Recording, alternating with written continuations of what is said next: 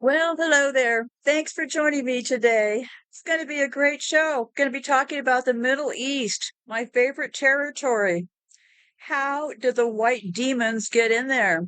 The white demons over there trying to run things, stolen land, stolen children.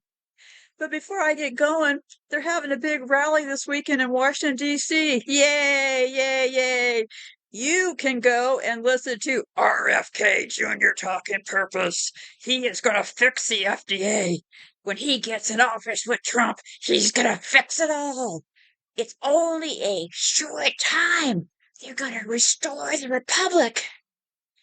Yes, they're having a big rally in Washington. We, the people, need to send a strong message that we are absolutely united as a country against the dangerous and destructive corruption that has hijacked our institutions and threatens our republic more and more each day.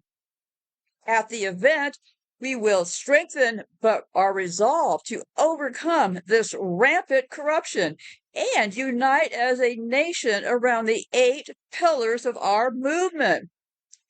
As we gather to exercise our constitutional right to peacefully assemble, our voices will be heard and history will be made. I got a question for you. It's the usual cast of characters, RFK Jr., you know, Russell Brand, the usual cast of characters. The United States is, in fact, a corporation. It was made a corporation in 1871. The United States is, in fact, a bankrupt corporation. It went bankrupt in 1933. And also in 1933, every U.S. citizen was, in fact, declared an enemy of the state, and it was never lifted. So let me ask you this. You think all these geniuses that are going to be on this stage don't have a clue? They are just playing you, trying to control where you look and your time. RFK Jr. is not going to fix anything. I wish they would just go away. That would fix things for me, at least. But I have to say this. Team Satan, that's them. They're united against us. Our side, not so much. I give them credit for that. They are viciously out to get the rest of us. But hey, our side passively sitting around. Oh, wait, maybe we should vote for this one. Voting does not matter. You do not have any rights. They have even signed up for the UN to be here on the streets in the case of any conflict. So what are they drumming up now? Well, conflict, right? They hate us. They're out to get us. Stop giving them your time. But today's show, I'm going to be talking about a subject near and dear to my heart. Those Orthodox Jews, the ones that are over there in Israel, the land they stole, and the raping of children. Yes, those people who stole Israel. They're up to complete evil in the open. Right now, news reports have confirmed they are actually raping prisoners in concentration camps full of Palestinians. What the fuck is going on? Pull up a chair. How are these white demons running things and raping all of these men in the open? How is it going on? But before I get started, we have some news. Hurricane Helene churning down the coast of Miami as if they don't have enough problems there. I'm saying that because I hope to come back. I have more information about the HARP, the weather program, and Tesla. Tesla was murdered, the Bush family, the whole thing. But Tesla was up to some things, and I'm not sure that HARP is what we thought it was. So yeah, they're still playing with the weather. Any idiot can see the clouds and do that. This is not high-tech stuff. So of course they're going after Cuba and Florida because they want to get all that property. This is another form of land theft. Get those people off of that property so they can own it.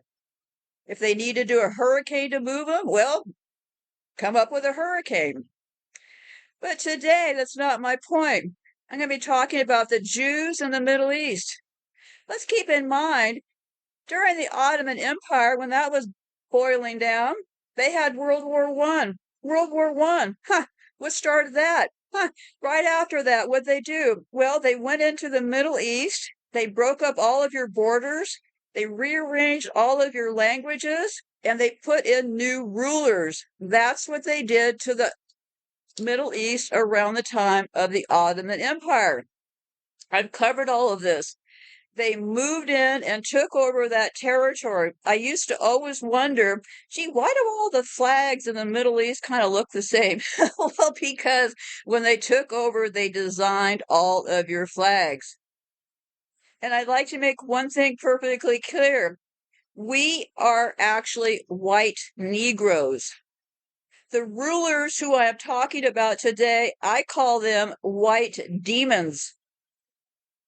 Sodomy and psychopaths go hand in hand. You have to be a psychopath to engage in sodomy. There, I've said it. So for simplicity terms, I'll just call them sodomites. It sounds a little repetitious to say, oh, psychopath sodomites. Well, now let's just narrow it down to who they are, which is sodomites. That is who they are. The white demons, they moved in, they stole Palestine, they stole your children to populate it. Do you realize that in order to populate Israel, after they grabbed the land, they stole your children to populate it? So right now, we have a case that there are people in Israel who are against the Palestinians. That means they are against their own people. What's going on with all this raping in prisons? Are people raping their own relatives and not knowing it? They used the Muslim world to populate Israel. Simple as that. Why do these white people or white demons land in the middle of Muslim land and start running things? Let me explain a little bit more about that today. Several things are going on. President Joe Bush, final speech from the days at the UN General Assembly, may be remembered for one of his concluding lines. My fellow leaders, let us never forget some things are more important than staying in power, he said in a wave of applause from delegates in New York as he gestured to his decision to bow out of the upcoming presidential election. It's your people that matter the most. Never forget. We are here to serve and murder the people. They must die. No, I'm just kidding. He said, never forget, we are here to serve the people, not the other way around. Biden assumed the role of an elder statesman, shuffling off the world stage, offering wisdom and perspective to the assembled heads of state. He wistfully summoned the remarkable sweep of history that he's experienced during more than a half century in political life. The bloodshed of the Vietnam War, the racism of South Africa's apartheid regime, the fall of the Soviet Union, the turbulence that followed the attacks of 9/11. Things can get better, Biden said. That was a hard line to read. so, let me read that over again, try to be seriously. He wistfully summoned the remarkable sweep of history that he's experienced during more than a half century in political life, the bloodshed of the Vietnam War, the racism of South Africa's apartheid regime, the fall of the Soviet Union, the turbulence that followed the attacks of 9/11. Things can get better, Biden said. I swear. These are the words of a psychopath, okay? Things can get better. You notice how they don't make any association to the fact that they themselves have done all of these horrible things. So I will continue reading. Biden said, urging his counterparts not to indulge in despair at the perilous state of globalist affairs. Maybe because of all I've seen and all we have done together over the decades, I have hope. It was somewhat timid coda for a leader brimming with bravura on the campaign trail 4 years ago. Biden had vowed to fully restore U.S. leadership in the world after the disruptions and anxieties provoked by former President Donald Trump's ultranationalism. But on Tuesday, he took a more defensive pose, highlighting his work to preserve democracy and to bring resolution to the disastrous wars in Ukraine and Gaza. Okay, you heard it here first. He took a more defensive pose, highlighting his work to preserve democracy and to bring resolution to the disastrous wars in Ukraine and Gaza. Biden's characteristic optimism struck a discordant note amid the frustrations and gloom on show at the United Nations.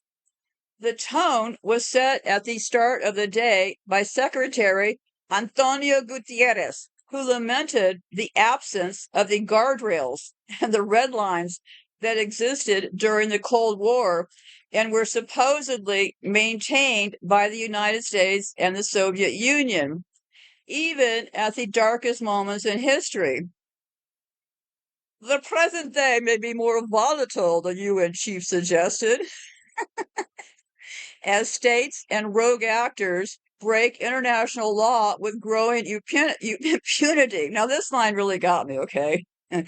Antonio Guterres, he said this: as states and rogue actors break international law with growing impunity. Well, who are the rogue actors that are breaking international law? I must know the answer. So I'll keep reading. He wanted to say, the rise of new powers, chiefly China, and the waning of the United States. Oh, you mean the fact that the United States is right now driving into a complete ditch? We're 35 or so trillions of dollars in debt. The car industry is shutting down. People are all over the streets. There's people living under every bridge in this fucking country. Yeah, we're burning down here. We're burning down really quickly. But I'll keep reading in the light of this because I am a true American. Damn it, you're going to hear me talk. Okie dokie. It gets better. So let me get back to Antonio. The rise of new powers, chiefly China, and the waning of the United States, unipolar moment when this nation seemed a paramount, peerless superpower, is leading to an uncertain future. We are moving to a multipolar world, but we are not there yet, he says. We are in a purgatory of polarity, Gutierrez says. In this purgatory, more and more countries are filling the spaces of geopolitical divides, doing whatever they want to with no accountability.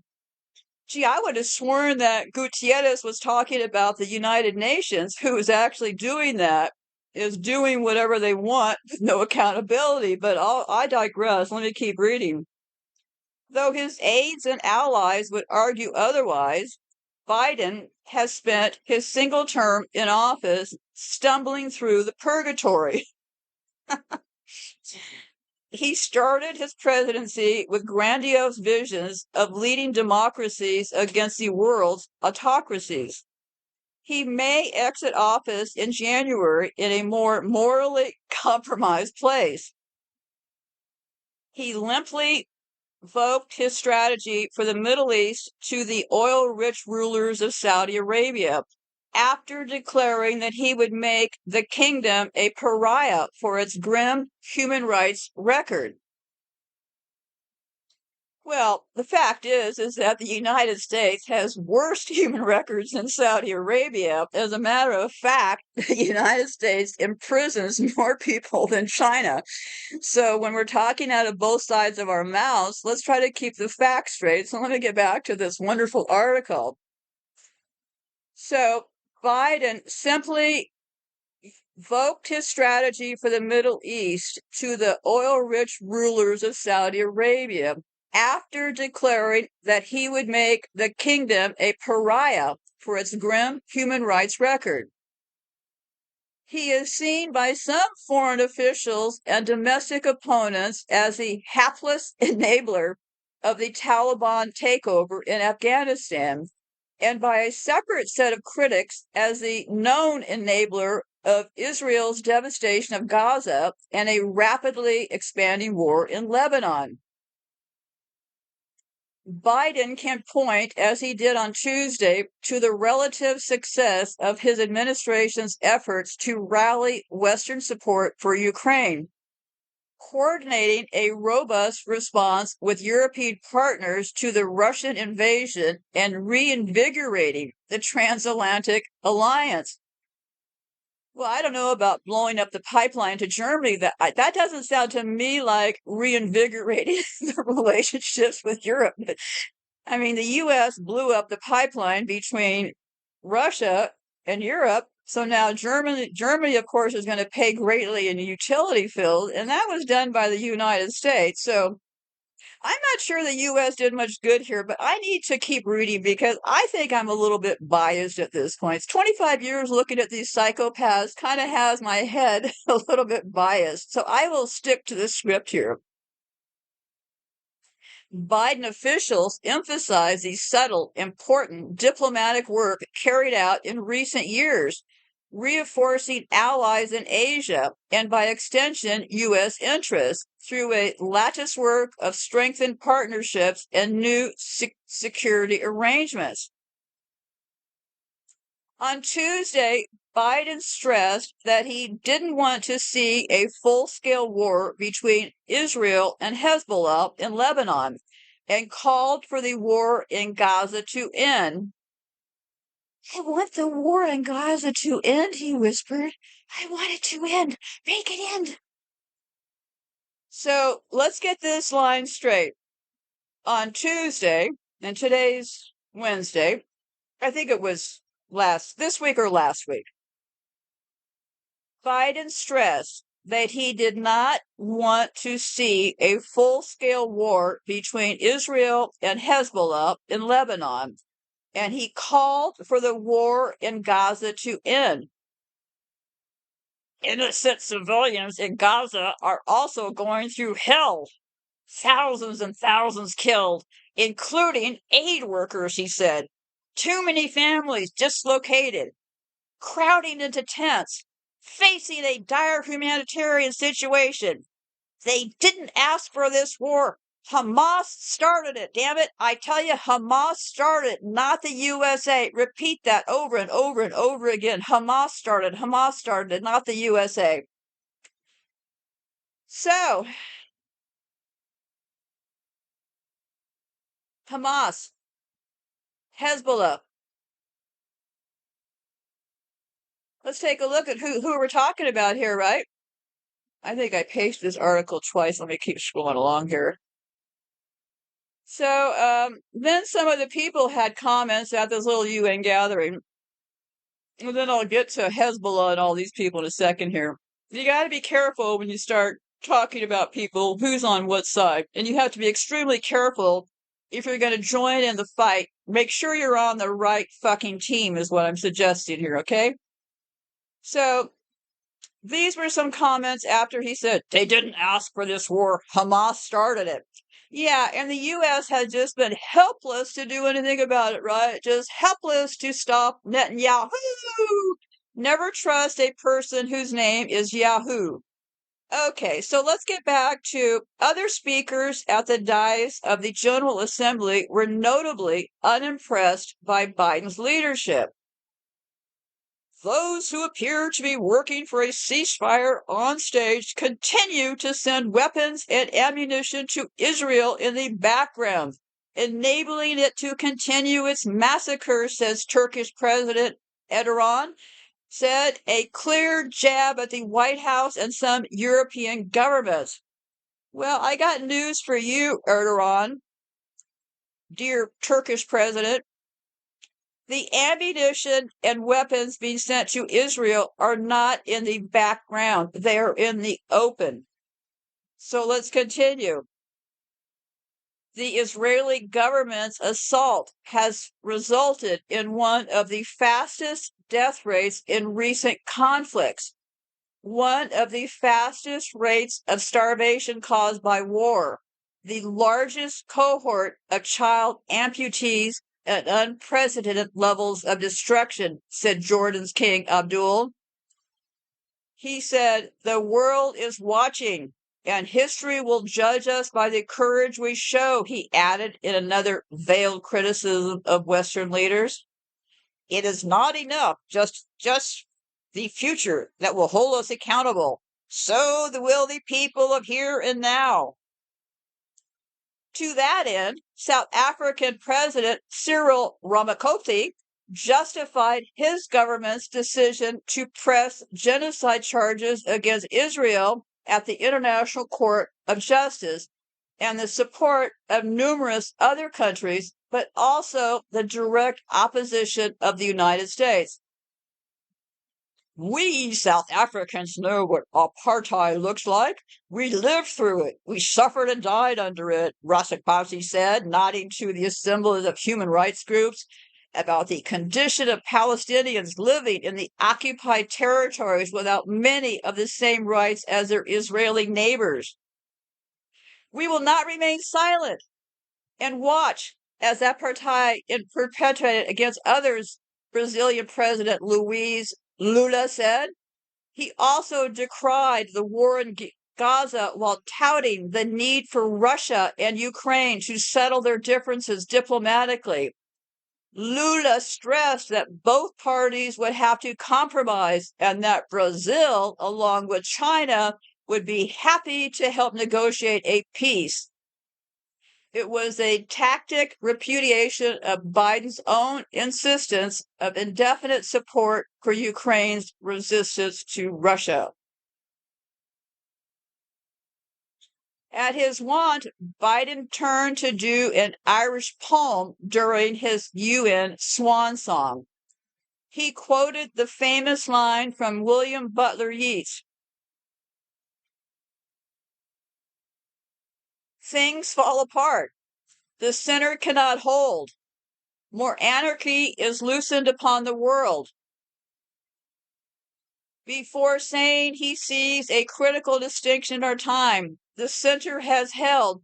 I don't understand this quote, but here it says, "Things fall apart." Yes, things are definitely falling apart.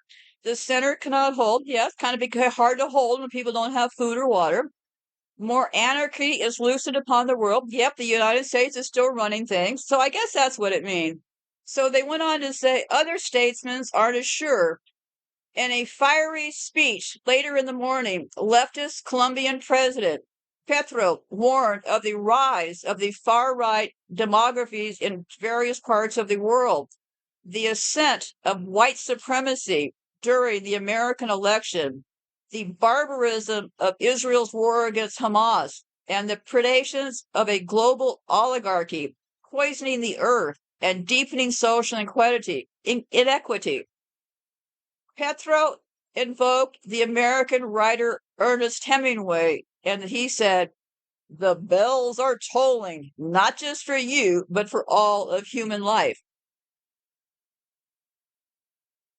So, because this war is now breaking out in Lebanon, it looks like, we have how it works is the usual suspects will come out and make statements, right? Because the White House doesn't want to talk directly. They use one of their little puppets to talk. So who do we have here? Who popped up? Well, Gates. The current approach to ensuring such superiority in Congress, the White House, and the Defense Department cannot meet our international challenges and peril facing America and our allies, he wrote in an op-ed for the Washington Post. Gates argued that current levels of funding for the U.S. military are insufficient. Okay, I got the memo now. What they're now saying, it looks like, is the problem going on in Israel, Ukraine, wherever the U.S. is murdering people, the problem really is that the U.S. military funds are insufficient. So let's take a look at that. He went on to say, "Our army is shrinking. Our navy is decommissioning warships faster than new ones can be built. Our air force has stagnated in size. and only a fraction of the force is available for combat on any given day, he wrote. He cited a February report by the Department of Defense, DoD, which said that in the 14 fiscal years since 2011, the branch has had only one on-time full appropriation. They said that they have been underfunding the Department of Defense, alongside with a delay in signing a full-year budget. So, in order to get this straight, despite their otherwise extensive policy differences, both candidates, Trump and Biden, have assured voters that the military will remain well-financed during their administration. So we have Gaetz saying, I don't think we have enough money. And then, though neither have provided specific budgetary proposals, Harris has vowed to ensure that the military, and listen to these words, this is her quote, that the military remains the strongest, most lethal fighting force in the world, while Trump has made rebuilding America's depleted military a key slogan in his campaign. However, Gaetz went on to say that these boasts do little beyond demonstrating the yawning gap between the political rhetoric in Washington about sustaining American military strength and the stark realities on the ground. Whoever is elected president in November must be ready to inaugurate the dramatic change needed to ensure America's long-term military superiority, continued Gaetz, and be prepared to put forth budgets that correspond to the level of threat facing the U.S. Well, I don't know. Maybe I'm just a dumb old white woman, but in all of my 73 years in this rotten, filthy country called the United States, no one has ever threatened this country. 9/11 was, in fact, an inside job. But let me keep reading here. As Secretary of Defense, this is Gaetz talking still, for both Republican and Democratic presidents, I strongly supported allocating more resources for non-military instruments of power, diplomacy, strategic communications, development assistance, geo-economical tools, and more, Gaetz said. But it is a fact of life that these instruments are effective only against the backdrop of American military power, so compelling that adversaries are deterred from taking up arms against us or our allies. So he's saying, be big, mean, evil, and no one will take up arms against us. Well, I don't know. I'm not going to make any predictions. Let me just stick to the script here. In March, the Biden-Harris administration submitted $84.8 billion defense budget for fiscal year 2024, representing a 4.1% increase from 2023. Barely staying even with inflation or worse is wholly inadequate, he wrote. Significant additional resources for defense are necessary and urgent. The new president must propose and fight for those resources, he said, as he slammed his fist against the counter. No, I'm just kidding. Yeah, more money, right? Well, where's all that money going? Well, I hate to break it to you, kids, but the Pentagon can't account for more than 60% of their assets. That's the news from the latest Department of Defense audits. And this is from a couple of years ago. The results of which were released this month. This was like 2 years ago. Despite not knowing where trillions of dollars are, the chief controller for the Pentagon says that the department can learn from the audit's findings. Specifically, American aid to Ukraine provides a chance for the department to see why it matters that every item and dollars are accounted for. And this was a couple of years ago, I'm reading from. This is the 5th year, and I think it's about the 6th or 7th, but not important. This is the 5th year in a row that the Pentagon has failed to balance its budget. The Department of Defense has $3.5 trillion in assets, as well as another $3.7 trillion in liabilities. Now, I certainly am not a math surgeon here, but 3.7 trillion in liabilities against 3.5 trillion in assets doesn't look good to me, right? At least to this old white woman.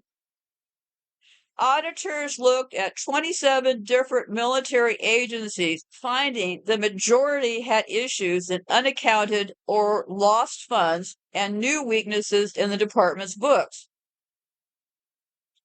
Despite the overall poor news from the findings, Pentagon Controller Mike McCord declined to say that the Pentagon flunked the audit. The process is important for us to do and is making us get better. It is not making us get better as fast as we want, he told reporters.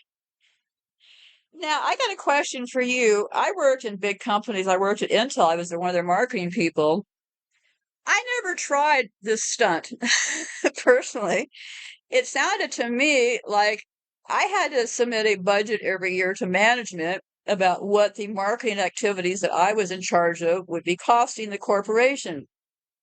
You need to come within your budget or you get fired, okay? And people who wildly predict budgets that aren't even close are just as reckless. So not knowing your numbers gets most of us fired, right?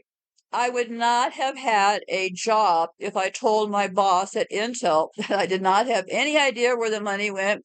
I had no idea how it happened, and I had no idea how to fix it.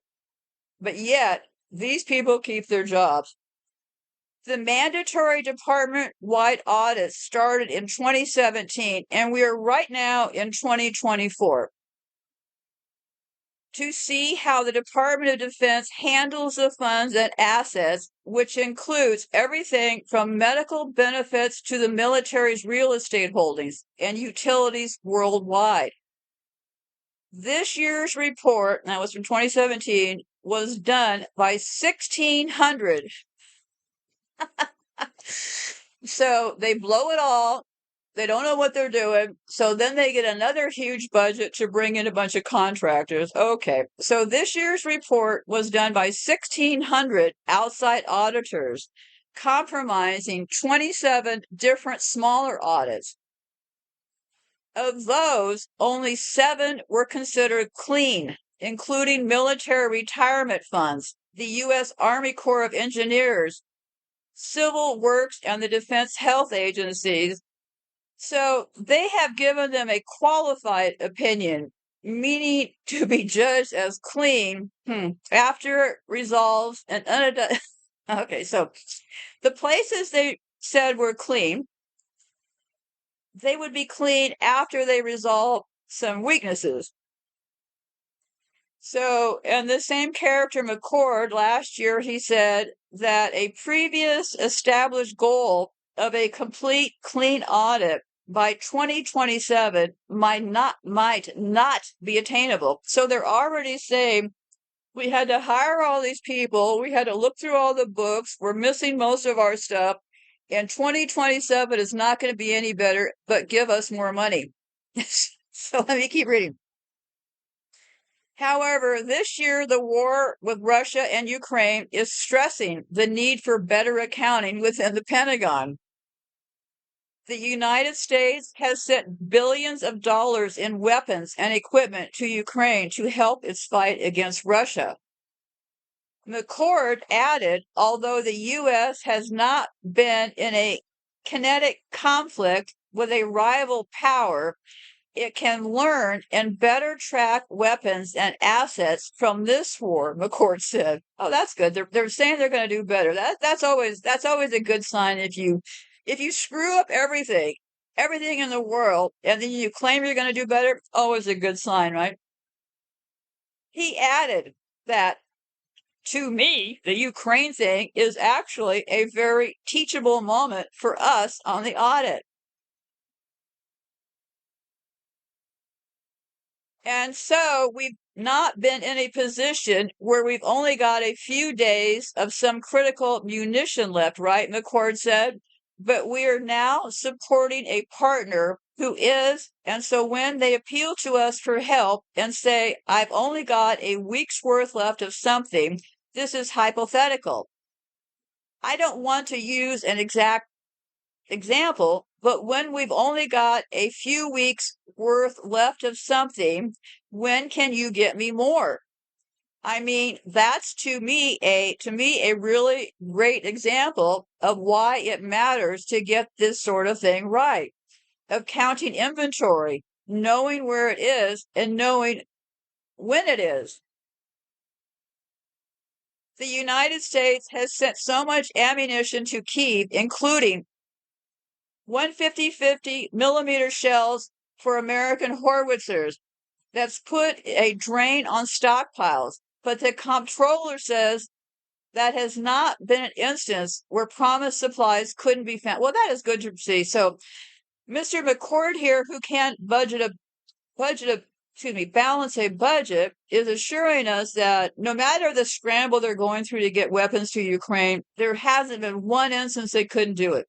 Good for him, right? I'm not saying that this insight is going to flip everything to a clean audit overnight, but I think it is an important thing for us to message across DOD, and I've tried to do that in my talks with people who work here, McCord said.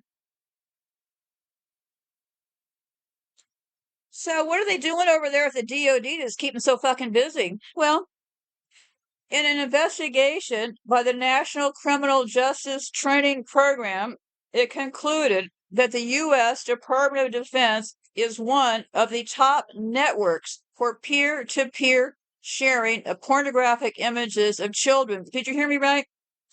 What happened was this. There was a contractor who left a laptop at a computer shop. Sound familiar? This is just like the Hunter Biden thing. They like these stories, right? So in this particular story, to tell this story, it was like, oh, whoops. Some contractor who worked for the Department of Defense left a computer at a computer shop, and they discovered all of this pornography. Then they were like, whoops, didn't know that was going on. Well, then they had a hearing of Congress to talk about all of this child pornography. And what happened? Okay, whoever votes nothing are the winners. Of course, nothing happened after this hearing. The whole thing got dropped. So let me tell you what it was. There was this thing so then that triggered this investigation by the National Criminal Justice Training Program. And it concluded that the U.S. Department of Defense, DOD, is one of the top networks for peer-to-peer sharing of pornographic images of children, and it ranked 19 out of the 2,819 networks that were examined. The problem is so pervasive among DOD employees and contractors that legislation was written to investigate into these crimes. Hundreds of DOD affiliated individuals were recently identified as suspects in child pornography cases, according to an investigation by the Defense Criminal Investigation Service. So far, authorities have only looked into about 20% of these cases. Gee, I wonder why that is. Not too busy looky, right? But already they found several individuals using their government devices to download or share said pornographic materials.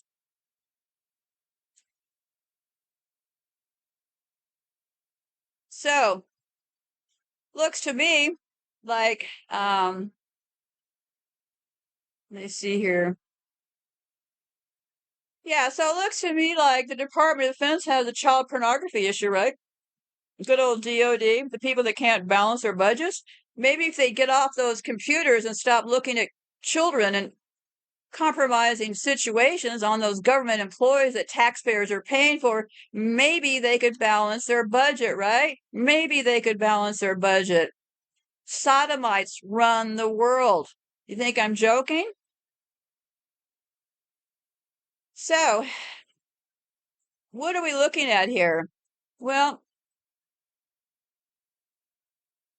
we're looking at this deal again with the Jews and Israel. So what are they trying to do now? They're trying to make it look like, oh, we're so wrong. Everybody's a racist. We got to fix things, right? Well, first of all, let's get one thing straight. I personally am not a racist, okay?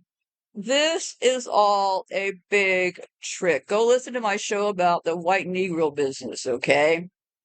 Because what they're doing is they're talking about all of this racism, but where is it going? It is going into terrorism. What they do is if they can identify you as a terrorist, which they have myself, you get put on a watch list. You get put on gang stalking activity. That is what they do because they feel like white supremacy is the most dangerous terrorist threat in our homeland.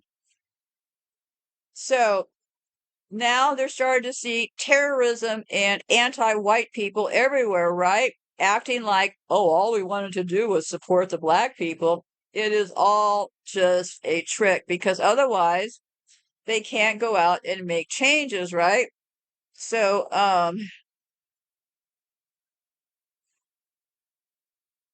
let me see here. So this stuff with the white supremacy going on now sounds very familiar to me as far as the way the anti-Semites were conditioned in Europe to hate the Jews, right? My feeling about the World War II and the Jews is this. There were, in fact, Jews the pilgrims who are at the head of this all, they have a long history of using the Jews to manage their things. That's why you can always blame the Jews, but it wasn't the Jews that cooked this up. So let me try to just put this in a nutshell. The Jews in Europe before World War II, the ones that had money were the target, okay? So during World War II, the attack was on the Jews, right? Well, there's two groups of Jews. There's that group of Jews, and there's a group that call themselves the Ashkenazi Jews. The Ashkenazi Jews are pretty much right now the Zionist Jews. But I believe there's a very small percentage of the actual original Jews left that are going to synagogues and not part of this whole Israeli thing, because the whole Zionist thing has roped in all of the Christian churches and all that. The goal is divide and conquer, and it's never changed then, right? So it is no different, really, what they're doing now. This is basically a cut and paste operation because it's being driven by hate. Who are the hateful people in charge? Well, the psychopaths in charge, right? They got that lane covered. They know hate, right? So how is this so different from the way anti-Semites conditioned Europe to hate the Jews? Hitler's horrors would never have been possible without people at the center of influence for decades, normalizing the demonization of the Jews. Decades before Hitler's great action and final solution, Lithuanians, for instance, were slowly being conditioned to treat Jews as expendable. And expendable didn't always mean that Lithuanians hated Jews. It also meant that when bad things happened to them, people just didn't care. This has been repeated all through all of our groups. Look around. People don't care if prisoners are there in prison. They feel like, yeah, if few prisoners get raped, yeah, so what? They probably did something terrible, right? We really have cemented into our brains this idea that really until it happens to somebody else, not going to be on your radar, which is the selfish nation that we have essentially become. Really, let's call a spade, right? So let me keep going with this Lithuanian story because this is what we're looking at for our future, neighbor against neighbor. So the Lithuanians were slowly being conditioned to treat Jews as expendable. And it didn't mean that Lithuanians hated the Jews. It also meant that when bad things happened to them, people just didn't care. Only 2 days prior, we were free and equal citizens in our own hometown, wrote William Kadish for Kosovo 1988 of his first-hand account of being rounded up by heavily armed Lithuanian partisans when Nazis took the city. And now suddenly we were totally devoid of any rights, prey to any hooligan. We were suddenly more afraid of our neighbors, yesterday's neighbors, people whom we had lived with for generations. We were more worried about them than of the Germans. Of the roughly 30,000 Jews in Kovno, Lithuania, 90% were liquidated, many of them by former neighbors. They are taking neighbors against neighbors. What did they do in the Middle East? Well, they have everybody pitted against everybody else. And who is running this? Well, none other than the white demons in charge. So I'm going to be getting into this. Well, let me talk about, well, this is out of order, so let me just keep it in order. I'm going to be talking about the Orthodox Jews. The Orthodox Jews are the ones in Israel. That is how they've gotten their protected status from all this Israel stuff during the war. It got generated there. And there's a lot going on having to do with those people. For example, I don't know if you remember, but in January, it was all over the news. There were tunnels connecting synagogues to Jewish children's museums. The New York Post reported that 6 renegade members of the Chabad Hasidic, you want to learn to listen for these words, Hasidic movement secretly began digging the 3-foot high, 20-foot wide, 50-foot long tunnel themselves, using crude instruments in their hands.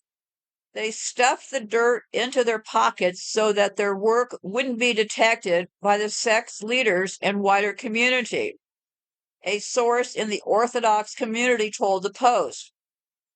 You've seen the movie The Shawshank Redemption. That's what these young men did at first. They dug and put the dirt in their pockets. Later, the men took up a collection and they hired a group of migrant laborers to finish the job. They described the workers as Muslims and Mexicans. So these Orthodox people are digging this tunnel, right here in New York.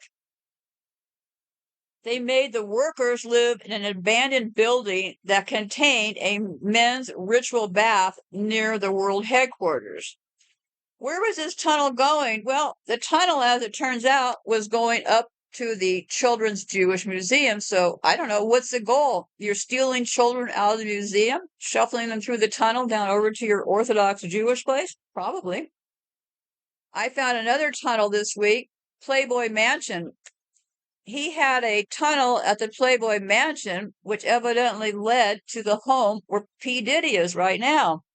I think the tunnel was before that, but there's a lot of this tunnel business. But sorry, that was so out of order. But if I don't say it now, I'll forget it. But yeah, these Orthodox Jews are a big, big problem. And I'll get to that in a minute here. But first, let's get to Lebanon. Israel bombed Lebanon the other day, killing hundreds. And the U.S. is sending more bombs. Gee, wait a minute here. Wait a minute. I thought the U.S. was worried about all the death. Really? But yet they're sending more bombs to kill in Lebanon. Oh, gee, isn't that interesting? Weapons used in earlier Israeli strikes into Lebanon that have killed civilians have been found to be U.S. made. Color me shocked. Color me shocked. So now there's all this talk in the Middle East as far as trying to get together to get rid of the white demons, right? So they were asked if Iran, if Iran would advise Hezbollah to act with restraint. The president told CNN that Islamic countries must come together to formulate a reaction to what is occurring and appearing to hint that Iran was interested and ready to join in. We must not allow for Lebanon to become another Gaza at the hands of Israel. According to the network's translation of his comment, Hezbollah cannot do that alone. Hezbollah cannot stand alone against a country that is being defended and supported and supplied by Western countries, European countries, and the United States of America.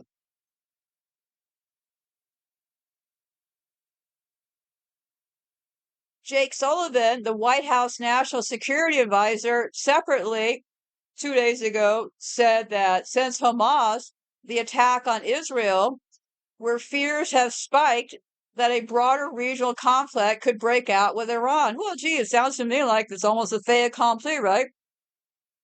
In its determination to secure a nuclear deal with Iran, the Obama administration derailed an ambitious law enforcement campaign targeting drug trafficking based by the Iranian-backed terrorist group Hezbollah. Now, isn't this interesting? Okay, so what's going on here is this. The UN just recently declared Iran as a major, horrible drug place, right? Well, okay. So there was an incident there, and this is kind of out of order a little bit here, but there was an incident during the Obama administration with Iran, and they were pushing Iran to what they were doing was they were pushing Iran to stop with the drugs, okay? But then Obama derailed all the efforts. So let me just read what they said. In its determination to secure a nuclear deal with Iran, the Obama administration derailed an ambitious law enforcement campaign targeting drug trafficking by the Iranian-backed terrorist group Hezbollah, even as it was funneling cocaine into the United States, according to a Politico investigation. So Obama knew about all this, but he didn't want to go after Hezbollah. They followed cocaine shipments, tracked a river of dirty cash, and traced what they believed to be the innermost circle of Hezbollah and its state sponsors in Iran. But as Project Cassandra reached higher into the hierarchy of the conspiracy, Obama administration officials threw an increasingly insurmountable series of roadblocks in its way, according to interviews with dozens of participants who in many cases spoke for the first time about events shrouded in secrecy and a review of government documents and court records. When Project Cassandra leaders sought approval for more significant investigations, prosecutions, arrests, and financial sanctions, officials at the Justice and Treasury Department delayed, hindered, or rejected their requests. So, allegedly, to get Iran to go along with a nuclear deal, they thought, well, let's just look the other way about all these drugs, right? Well, why would they do that? Why exactly would they do that? Because Hezbollah is one of them. The Hamas leaders, if you ever look for yourself, the Hamas leaders are filthy rich. There's things online about the Hamas leaders. Some of them have billions of dollars. They're not there fighting in tunnels over there in Israel. They're swooping in the money because they're part of the United States. And don't forget, when they split up the Middle East and redesigned all of your flags, the first person in charge in Iran was a eunuch. I kid you not. The first ruler of I did it in that show. The first ruler of Iran was a eunuch. So they put their own people in from the day they took over, okay? And this is who they are. These people are the Orthodox Jews. They are the ones over there raping prisoners in Israel. What's going on is this. There's a place called Sde Teiman, and it is spelled Sde Teiman. What abuses are allegedly to take place in the Israeli prisons? There were arrests of soldiers accused of raping Palestinian prisoners, and they highlighted the torture, sexual abuse, and deaths reported to have been inflicted on the facility. So right there, they found a facility, a caged facility, more like a detention camp, right? And right there, they are raping Palestinian men.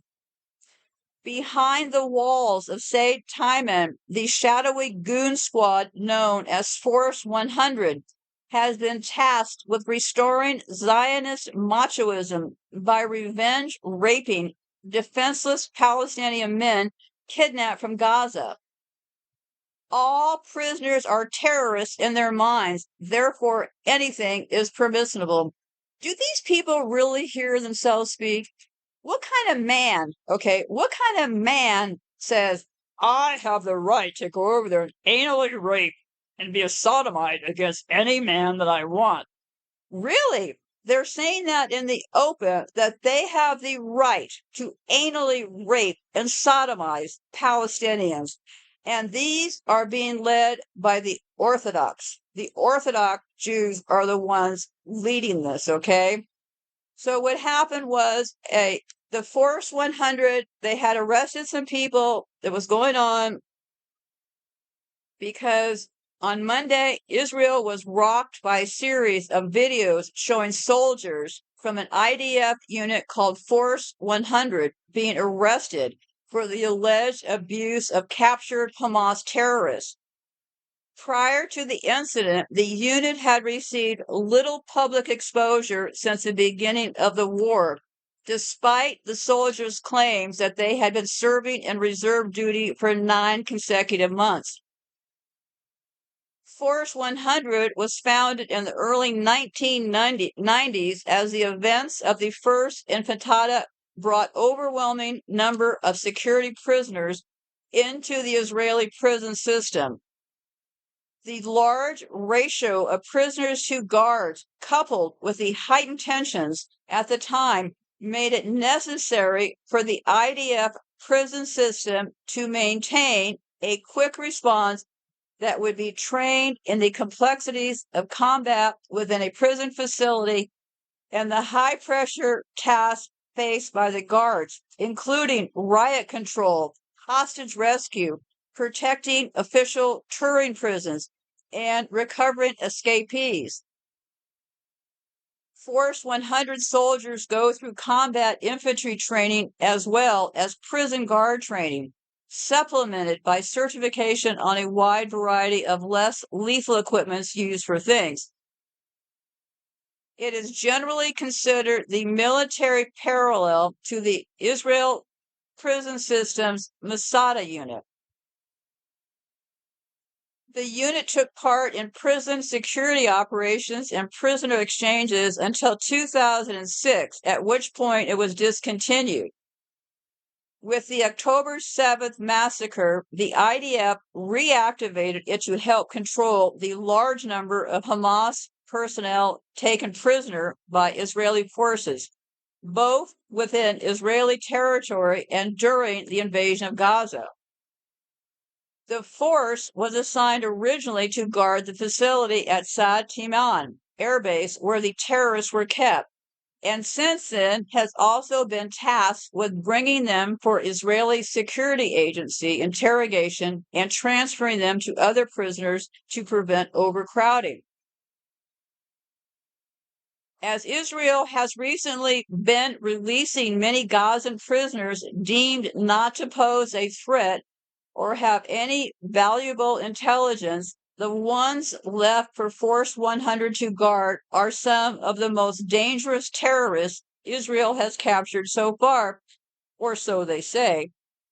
The terrorists in their custody include Hamas's elite Nukhaba, its Nukhba force that actually carried out the October 7th massacre and active combatants captured from various cities in Gaza.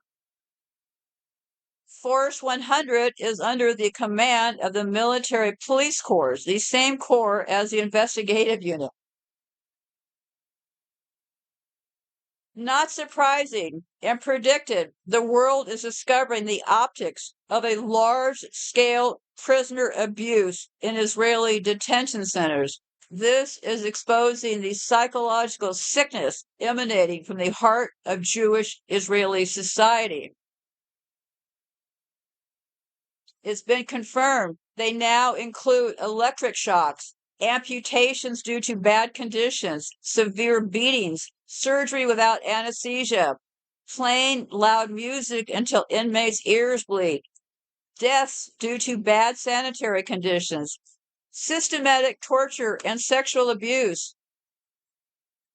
Sources in the Israeli Justice Department are saying the evidence is so clear and the case is so severe, it will be an open and shut case for international courts. Worse, there are now large protests opposing the arrest of members of the entity who sodomized the Palestinians. Yes, sodomized the Palestinians. Don't forget those words. They sodomized other men by calling them terrorists. 65% of the people in Israel believe that the army punishment is enough for reserve officers accused of sexual assault, that nobody should get paid, nobody should be punished. Everyone from Netanyahu's son to Israel's economic minister to justice minister have chimed in to defend the rights of soldiers to rape Palestinian prisoners. Did you hear me? Their entire top structure in Israel, from Yahoo to the economic minister to the justice minister, has chimed in to defend the rights of soldiers to rape Palestinian prisoners. What was intended as a legal charade to demonstrate to the ICC that Israel could hold its soldiers accountable for crimes, in this case, gang rape of a prisoner at the Sde Teiman concentration camp, has backfired and exposed the psychological sickness emanating from the heart of the Jewish Israeli society. The sadistic torture that has taken place at Sde Teiman and other Israeli dungeons was undeniably fueled by the state-led propaganda hoax accusing Hamas of systematic sexual violence on October the 7th. And I'm going to take a quick break here. I'm going to play a clip that has to do with World War II did not invent concentration camps. It continues to bring me back to about the time that I'm saying these sodomites took over. So let me take a break and we'll play this clip.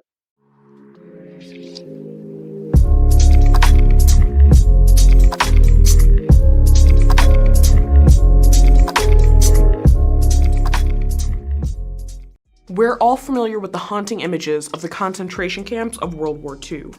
The cruelty of places like Auschwitz are widely studied and known primarily because millions of lives were lost and irreparably damaged by the terror that ensued within their walls.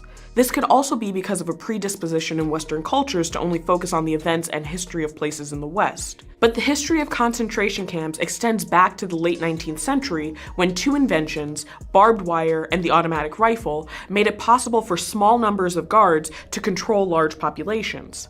So today we'll be diving into this troubling corner of world history to answer the questions: why did concentration and internment camps start, and under what circumstances are they still being used on civilian populations around the world to this day?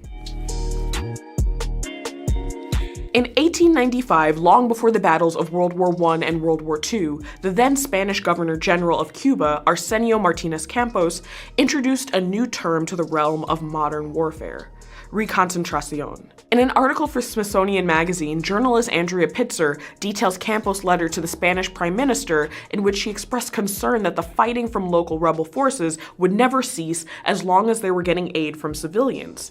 He proposed that civilians and fighters alike could be rounded up and kept behind barbed wire in Spanish-controlled camps in order to bring an end to the conflict. But the man who had introduced the concept of concentration camps to the world balked at implementing them on the island, saying in the letter, "I cannot, as the representative of a civilized nation, be the first to give the example of cruelty and intransigence." However, after he was recalled from the island and sent to other foreign posts, his successor, Valeriano Weyler, ominously nicknamed the Butcher, did implement the policy on the island. The resulting carnage led to the death of over 150,000 people in Cuba and earned Weyler a reputation in US newspapers as a brutal tyrant. Yet Weyler maintained after the conflict was over that his reconcentrado policy was merited. On May 3, 1898, he's quoted in the New York Times saying, "I was rigorous, just, and resolute. I had a problem to solve by the rules of military science. I did not originate the scheme for reconcentration. If it were mine, I would avow it. The scheme was the upshot of war, the growth of abnormal conditions, rather than a deliberate plan. It was rife in the time of Campos. I am a soldier, and I have never considered it my duty to wrap up my rifle balls in wadding lest I hurt my enemy." Weyler's unrelenting policy of brutality would have far-reaching effects even after the conflict ended. An August 1910 article, also from the New York Times, notes that Weyler's actions in Cuba served as a catalyst for the Spanish-American War of 1898. It describes pitiable and inhumane conditions in which civilians were collected into camps surrounded by deep ditches and barbed wire fences on all sides, with little attempts made to feed the incarcerated populations held in the camps. This resulted in widespread deaths. According to the article, these first concentration camps cost Spain about $200 million, 18,000 lives lost through fever and rebel bullets, as well as 14 pieces of artillery and more than 1,000 rifles. Weyler's tenure in Cuba had deadly consequences, not just for the Cuban people, but for the world. Despite the fact that he was largely lambasted in the foreign press for starting the world's first concentration camps, numerous countries mirrored his strategy in the decades that followed. The concept of imprisoning enemy soldiers is as old as warfare itself. Dating back to the ancient Greeks and Romans, there is a precedent for civilians of captured groups or defeated armies being taken prisoner. There was also precedent for detaining, mistreating, and relocating large groups of civilians for the purposes of war or land disputes, as was the case with Native American groups throughout US history. However, the large-scale detainment of groups of civilians for the express purpose of winning wars and conflicts started with concentration camps in the late 19th century. This was largely aided by the invention of two key pieces of equipment in the mid-1800s. Barbed wire and automatic rifles. Modern barbed wire was originally patented by an Illinois farmer named Joseph Glidden in 1873.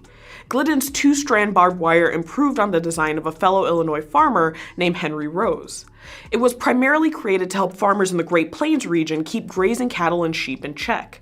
The new invention, which largely replaced expensive and cumbersome wooden fences, soon took off, and by 1880, over 80 million pounds of Glidden's cheap barbed wire had been sold. The second key piece of equipment invented in the mid-1800s was the automatic rifle. The Spencer gun, introduced around the time of the Civil War, allowed soldiers to fire multiple rounds after loading the weapon only once. Improved models continued to roll out during the 19th century, with the result being increasing numbers of fatalities in war. And a man named John Moses Browning was one of the early innovators of these even deadlier rifles when he started working with the Winchester Repeating Arms Company in 1883. When combined, barbed wire and the automatic rifle made it possible for a relatively small group of guards to control a large prisoner population. As a result of these inventions and Weyler's policies in Cuba, the use of concentration and internment camps spread in subsequent wars, and the practice was adopted by many nations long before the infamous camps of World War II. Even countries like Britain and the US that had remained outwardly critical of Weyler's camps in Cuba began to use them as a wartime strategy. In fact, historians Ian R. Smith and Andreas Stuckey note in their article that in 1938, infamous Nazi leader Hermann Goering pointed out to the British ambassador to Berlin that it was during the Boer Wars in South Africa from 1900 to 1902 that the term concentration camp first became well known in English. Both Boer farmers and local South Africans were placed into camps by the English with poor water supplies, inconsistent food, and shoddy shelters, resulting in thousands of deaths. And during World War I, the precedent of interring civilians continued in both Europe and the US, where forces detained German migrants. In the US, approximately 6,000 German migrants, overwhelmingly men, were imprisoned in camps, and the government seized an estimated $500 million in private property. The conditions in the US camps varied, resulting in some suicides and disease outbreaks. However, the prisoners were also granted some degree of freedom within the walls of the camp, where they organized courses taught by intern professors, played music, and built structures that mirrored German villages. Forced imprisonment in the US occurred again during World War II, when 120,000 Japanese Americans were sent to these camps. However, the phrase internment has been called into question by scholars and activists in recent years. These groups argue that the use of the term internment actually serves as a euphemism that diminishes the reality of the camps that were established in the United States during World War I and World War II. In fact, in an article for HuffPost, Joseph Shoji Lachman notes that in an indirect quote from FDR to the Military Joint Board on August 10, 1936, that the former president referred to the camps as concentration camps, saying, "What arrangements and plans have been made relative to concentration camps in the Hawaiian Islands for dangerous or undesirable aliens or citizens in the event of national emergency?" So there is evidence that internally during the conflict, the camps were called by a different name. According to Lachman, the term internment actually refers to a camp in which foreign enemies are imprisoned. But the majority of Japanese Americans held within these camps were in fact US-born citizens. Activist groups like Densho offer that we refer to the camps as incarceration or prison in order to fully explicate the history of Japanese American forced removal during the war. However, it is the concentration or extermination camps of Europe, particularly Germany, during World War II that give us our popular understanding of concentration camps today. Places like Auschwitz marked a new era of an already deadly model of warfare that saw the systematic murder of millions of Jewish people, as well as ethnic and other minorities perceived as enemies of the Nazi regime. By the end of the war in 1945, the death count from these camps had reached over 10 million people. Previous concentration camps had seen the death of thousands of civilians and soldiers from overcrowding, poor living conditions, and a lack of access to water or food. But the camps of World War II proved to be even more deadly. In addition to the same deplorable conditions of the camps that came before them, these camps were also used for extermination. So rather than dying solely of disease or starvation, prisoners were now subject to torture, human experiments, and mass death. The goal of extermination, rather than a goal of weakening support for enemy combatants, set these camps apart and showed the world the horrors possible using this deadly strategy. And just as barbed wire and early automatic rifles made reconcentration possible in Cuba in 1895, even deadlier weapons like gas chambers made these camps more fatal. What began in Cuba in 1895 unleashed a new systematic strategy of war that meant more innocent civilians than ever could be detained, mistreated, or even killed in the name of military action. This strategy continues to be a threat to this day. Today, China and Myanmar have been in the news for accusations of sending Muslim minorities to internment camps, allegations which both governments deny. And yet the history of concentration camps also tells a story of how we think of war in general, namely the role of civilians, who can be used, tortured, or killed in order to win a larger conflict. It broadens the definition of who can be enlisted in and used to win a war, and it's a threat that leaves no one safe during conflict. Leave your comments and questions down below, and I'll see you here next time. Hey Originauts, this is just a reminder that you can become a member of our Patreon page. Starting at $3 a month, you can gain access to a patrons-only feed with all types of cool behind-the-scenes footage, as well as 24-hour early access to every new video. And at some of our higher tiers, you can also get other great benefits. So check out the link down in the description, and I'll see you soon.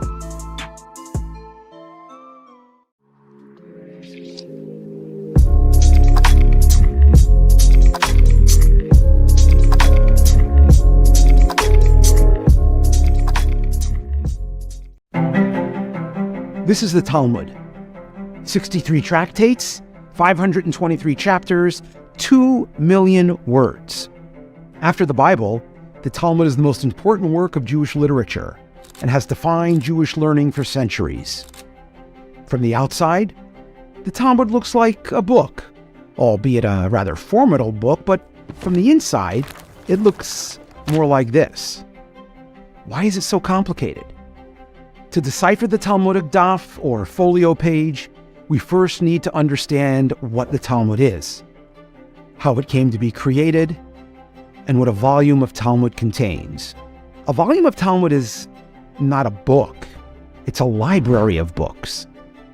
A typical volume of Talmud might include more than 100 works composed by hundreds of authors over a period of more than 1,800 years. Let's deconstruct the daf and then rebuild it layer by layer. The oldest part of the Talmud is the Mishnah. Compiled by Rabbi Yehuda HaNasi in the Holy Land more than 1,800 years ago, the Mishnah was the first officially transcribed record of Torah law, which up until that point had been handed down through the generations as an exclusively oral tradition. The Mishnah, however, is very concise, almost a shorthand. Over the next 300 years, many hundreds of Torah sages analyzed, discussed, and debated the teachings contained within the Mishnah, and these discussions became the Gemara, which together with the Mishnah constitute the Talmud. There are many pages of Gemara for each Mishnah, as these discussions often range far afield to include many additional teachings covering virtually every topic under the sun. The Gemara was completed in the beginning of the 6th century in Babylonia, written mostly in the Aramaic dialect that was the spoken language of the Jewish people at the time.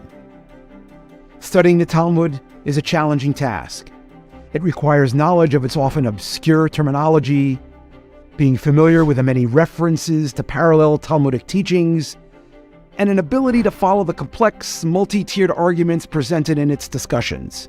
In fact, the Talmud presented on its own would be a closed book to all but the most advanced Talmud scholar. So over the centuries, hundreds of commentaries were written to decipher, explain, and discuss the Talmudic text. Some of these were published alongside the Talmud itself in recognition that they are indispensable to any attempt to properly understand the text. Rashi, the most basic and comprehensive of all Talmudic commentaries, was placed alongside the Talmudic text in some of the earliest manuscripts and published editions of the Talmud. But when one Talmud scholar writes a commentary, other scholars will offer alternative explanations or have additional questions and issues they feel the need to address. Flanking Rashi on the daf is Tosfot, which is actually an anthology of commentaries by dozens of sages, including a number of Rashi's disciples and descendants. The analytic and dialectic style of the Tosfot commentaries strongly influenced the manner in which Talmud has been studied over the centuries throughout Europe and beyond. Over the years, more elements were added to the daf to aid the student's navigation of the text.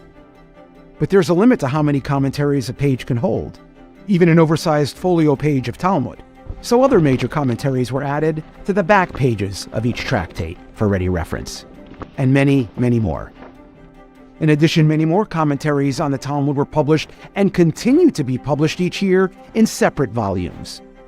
Today, if you wish to research a complex issue, compare and contrast different opinions on a topic, trace back their sources, examine the issue's applications in multiple fields, you can open multiple windows on your screen and even hook up more screens to your computer.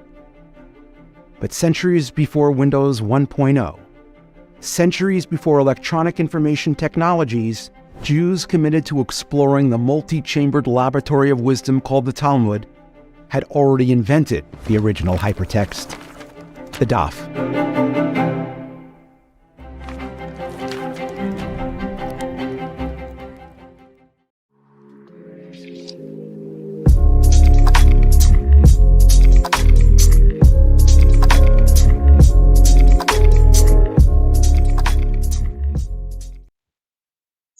Boy, did I pull a good one. I went to take a break to play the recording, recording that just played about the concentration camps, and I realized that I had recorded the full that first segment without my microphone plugged in.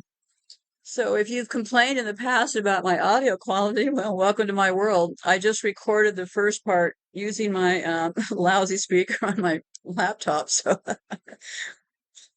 here's the deal.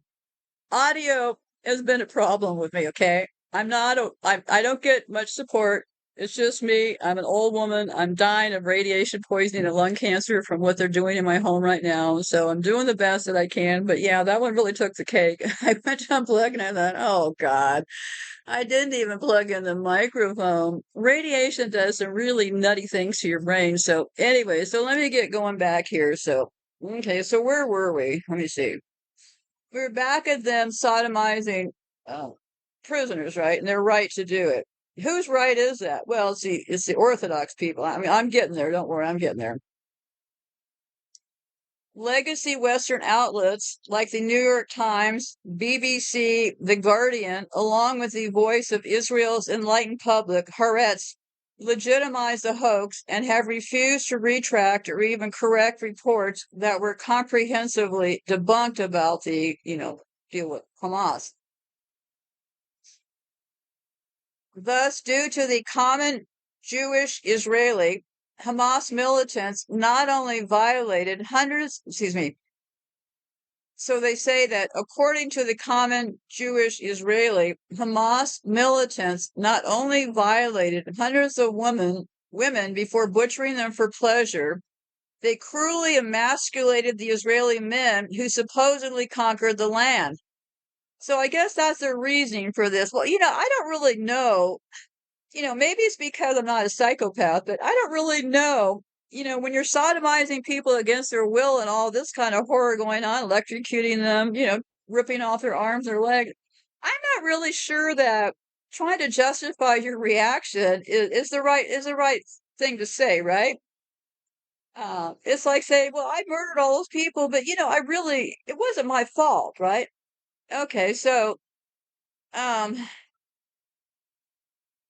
cruelly emasculating the Israeli male. So just because they claim that Hamas did that to these Israelis that were supposedly captured, that this is the reason behind it. Okay, now I got it.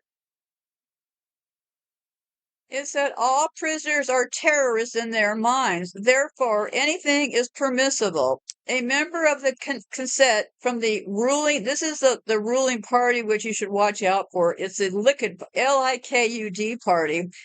They stated openly in a parliamentary debate, if he is a Hamas member, everything is legitimate to do to him.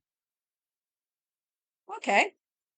So that is the deal, right? And they're saying that they have the right to do that because, well, they're Israelis, right? Christianity is the religion founded by Christ. Judaism is the Abrahamic religion of the Jewish people. But some key words you want to look for. Not all Jewish people practice this stuff. So let's make sure we keep this straight. There's a few other groups, very low percentage, that are really actually Jews. But the group that we're looking at are the Orthodox ones. They are the ones that have made it okay to rape the Palestinian men. That is them. They are the Jewish people based on principles and ethics embodied in the Hebrew Bible and the Talmud. Talmud. Get those words wrapped into your head. So, the Hebrew Jews, they were part of that clan that settled themselves in Palestine, supposedly. I'm not going to go through this whole thing. But basically, the Hebrew Bible, for example, contains the same books as the Protestant New Testament. Gee, imagine that, right? Starting with the Torah and including numerous other books. All of these books were written before the split between Jews and Christians. The Talmud, Talmud, is in effect the course notes from the rabbinic academies that existed in Roman Palestine and the Persian Babylon in the 500 years after this split. The key difference between Zionism and Judaism is Zionism is a modern nationalistic political movement that supports the reestablishment of a Jewish nation in the historic part of the world, right? Zionism has always been an integral part of Jewish life. When did Judaism and Christianity separate? The split of Christianity and Judaism supposedly took place during the 1st century AD. Christianity started as an offshoot of Judaism in the 1st century until the Emperor Constantine converted to Christianity. The core difference between the Hebrew Bible and Torah is that the former is a sacred book of the Jews, while the latter is a section of the Hebrew Bible. So they have their own Bible. I am of the mind 100% that all of this was cooked up.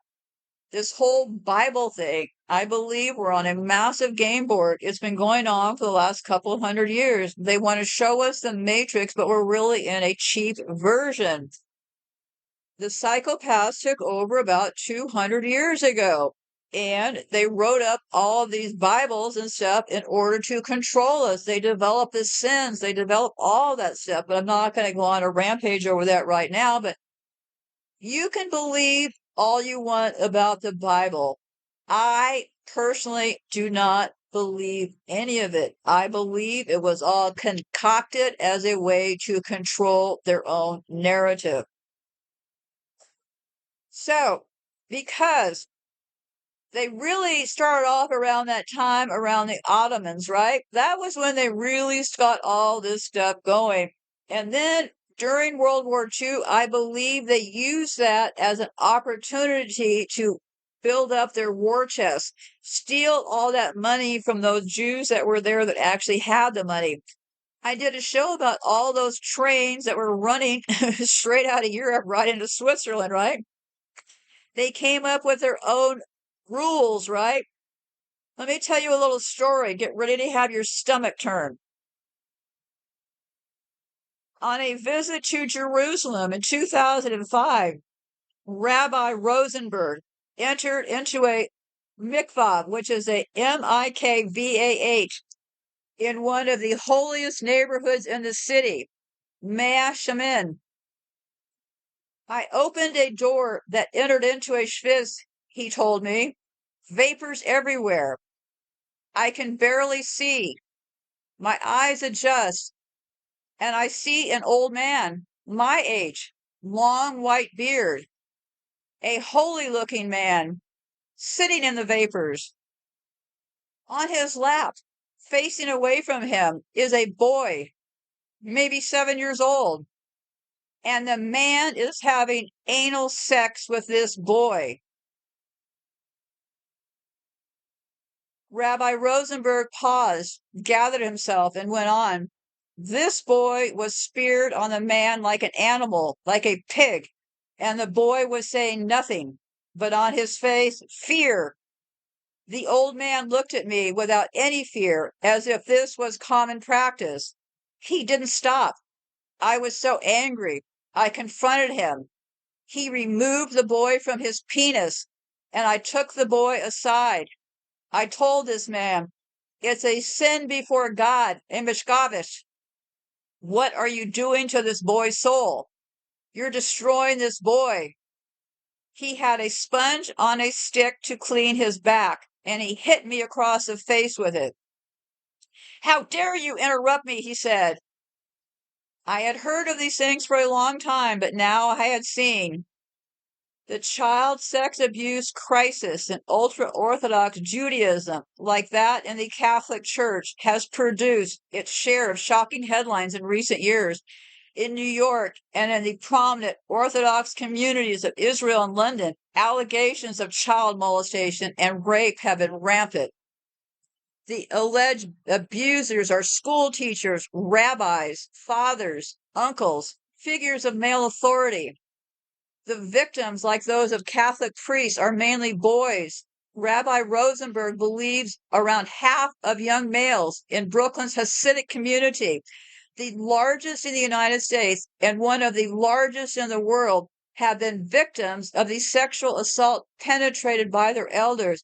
He said he believes that around half of all of the young males in Brooklyn's Hasidic community. Pretty terrorizing numbers, isn't it? This one director says he thinks the number is much higher. From anecdotal evidence, we're looking at over 50%. It has almost become a rite of passage. Not surprisingly, Rabbi Rosenberg failed to mention that the Jewish holy book, the Talmud, contains arguments from learned rabbis which condone child rape under certain conditions. That is to say, the younger the better. The same learned elders think it's totally normal to suck the blood of the penises of baby boys during their medieval circumcision rituals. The rationale is that raping a child under a certain age is not a big deal because they are too young to remember it. Israel's new government is the most right-wing and religious leadership the country has had in the 75 years of its existence, as many observers have pointed out. And this style of leadership may last because it represents the next generation of Israelis. Young Arab men and women are not required to serve in the army either. Added to the number of Haredi youth, this means that almost half of Israel's eligible population are not drafted today. So you heard me correctly.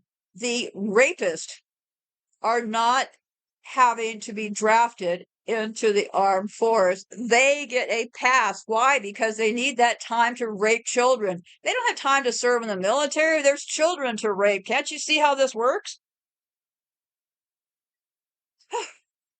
I'm almost done, don't worry. The different types of Orthodox Jews has come a long way from rejecting political Zionism or from keeping religion out of politics. The Nationalist Zionist new Minister of Transportation has openly stated that his ideal is a Torah state, meaning a Jewish state founded on Jewish religious laws. Rabba said it means this: when a grown-up man has intercourse with a little girl, it is nothing. For when a girl is less than 6, it is as if one puts the finger in the eye. But when a small boy has intercourse with a grown-up woman, he makes her a girl who is injured by a piece of wood. The intercourse of a small boy is not regarded as a sexual act. Nevertheless, the woman is injured by it as by a piece of wood. Girls at the age of 3 were forced into sex in both the Talmud and the Bible.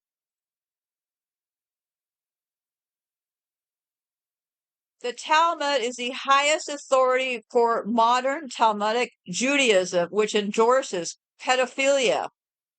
It calls it halacha, or binding Jewish law. The Talmudic rabbis, most instrumental in persuading rabbis today to indulge in pedophilia, they're getting this from this person from the 2nd century AD, Ben Yochai. So this Ben Yochai person, he is credited by the Orthodox Jews as the author of the Zohar, or Kabbalah.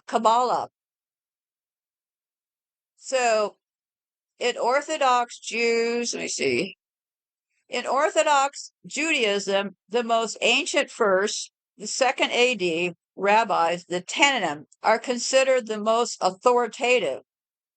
This is largely because they lived in Palestine closest in time to the Pharisees, who originated in Babylon, which I don't know. Anyway, so yeah. So what they say is, in this case, this is from the Talmud. In this case, rape of a baby girl under 3 years is permitted. Such imprecision introduces an important fact. Just as the Talmud was flexible concerning age limits of sex, it was also flexible about gender. So the intercourse of a small boy is not regarded. So they say that tears come to the eye again and again. So does virginity come back to the little girl. Well, they have some crazy idea that they become virgins again. So let's not get too crazy about that stuff. Orthodox leaders are thus obligated to protect rabbinic pedophiles because such perverts are acting out sexual liberty granted by God. This also helps to explain a consistent pattern today, 2024. I'm not talking 100 years ago. People always want to act like a lot of this stuff was, just ages ago. Really? 100 years is not really ages ago, okay?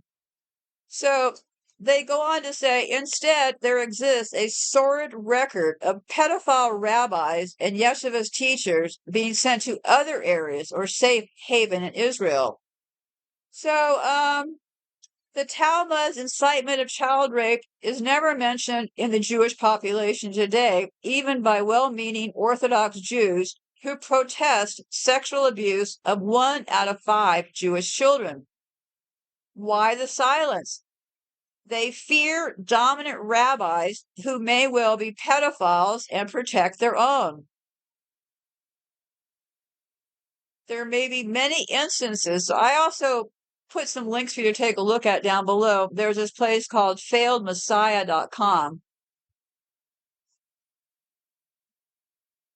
And it's just sounding more and more like the Catholic Church. This spring, 2024, we're not talking 100 years ago, this person who was a former dean of the Shiva University decreed that Jewish families whose children had been sexually abused must always go first to rabbinic authorities and courts. So they're saying, bring it to the Jewish people to take care of it. Where have we heard this before? It comes from the overwhelming consensus of the Orthodox community not to embarrass leadership is simply too great. Added to this is the protection Jewish-dominated media gives rabbinic pedophiles by near total silence. So, and I looked at the past, all this stuff they talk about from the past. Well, in times of deepest apostasy in ancient Israel, evil Jewish religious leaders instructed Hebrew parents to offer up their firstborns to Canaanite idols as burnt offerings. So they're claiming that back then, from their own lips, right, that religious Jewish leaders were instructing the Hebrew parents to offer up their firstborn. Starting to sound like, I don't know, Bohemian Grove in these places, right?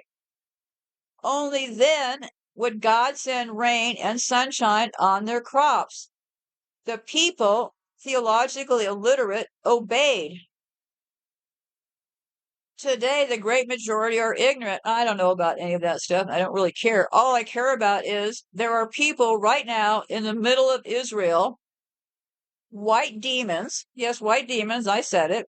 They're acting like they're all better than everybody else in the entire region. They're now moving in to destroy Lebanon. And your leaders are all talking about, we'll see. We'll see. This is not looking very good. Why is Lula and them saying these things, right? Because he has to save face when he goes back home. They go on the record so Lula can go home to Brazil and say, my poor people, don't worry, it wasn't me. It's the United States. It's ruining your economy. Now, Lula is one of the players, and I got to scroll down here and tell you why. All of these people, every single one of them, connect to each other. If they're on the screen, they're likely on the team. I have some articles down below to look for yourself. Let me tell you what I have. Israel and the U.S. created Hamas, Hezbollah, and Qaeda. These were all created by the United States. Hezbollah, all of them. So if you decide to join the fight make sure your leader isn't already a compromised person. This is how it works. Be very certain of who you're talking to. So anyway, so I have all these articles. I even have the article about when I did this show about Iran having a Yunk as a leader. Hamas leaders are worth more than $11 billion. Every book of the Hebrew Bible and the Talmud. So yeah, they explain all those Bibles and stuff. The timeline of the genocide of the British. If you're looking into more Orthodox stuff, the music they play is called Hasidic pop. So yeah, I have a whole bunch for you to look at down there. It'd be a shame if you didn't bother to look, but hey, I'm not running a cult here, so take a look for yourself. The United States created Hezbollah. They're claiming they're maybe going to start war with Iran over Hezbollah. If you want to know, why does Iran have a nuclear place already? Obama was supposedly negotiating for them not to have nuclear. Well, right there in the open, they do have nuclear. I talked about this in the past. Iran has one nuclear power plant. It can produce the type of uranium needed to put into our smart meters. So Iran already has the plutonium. It is making the plutonium it needs to put into the smart meters on the Iranian population. They are going after everybody in the world the same way they're going after me and my house. Don't kid yourself. They're using smart meters and radiation to destroy us with our DNA. So Iran is typically run by the United States like they all are. Does that mean everybody in Iran is in on the deal? Of course not. I'm not in on the deal, and I'm here in the United States. So just be careful of where you go. Be careful of who you look at. Be careful of what you do. It's an interesting proposition. Somehow the white demons entered into Muslim land. They're sitting there. They're now going into prisons to rape the men. Same thing they've been doing since, I don't know, hundreds of years, right? Supposedly. And I guess, I don't know what the goal is. I don't know. More protests? I don't really know. I'm at a loss for words, so I'm going to sign off for now. So I have to come back soon because vitamin D, they call it a vitamin, right? Well, I got news for you. Vitamin D or D is actually a very dangerous hormone. So I'll be back with that as soon as I can because especially people in the darker skin regions, this is impacting all of you far, far greater. So let me sign off for now. I'll check with you later. Goodbye for now. Be safe out there.